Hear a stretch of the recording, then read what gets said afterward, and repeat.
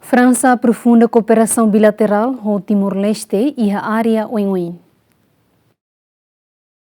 O governo França reafirma compromisso aprofunda no diversifica a cooperação bilateral ao Timor-Leste e a área oioin inclui defesa, economia, turismo, cultura e educação. Compromisso ne ato Rússia embaixador França na residência foi um encontro com o primeiro-ministro Alassane Guzmão. I had an important meeting with the Prime Minister.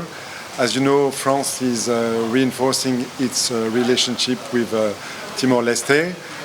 We try to deepen and diversify our cooperation from defense to economy, including tourism, university, student mobility cooperation, as well as culture.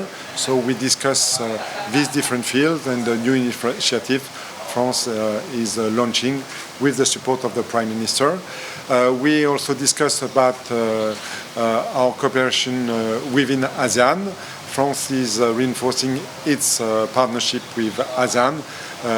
Timor-Leste being part of ASEAN, we are very pleased to have this possible cooperation also within ASEAN.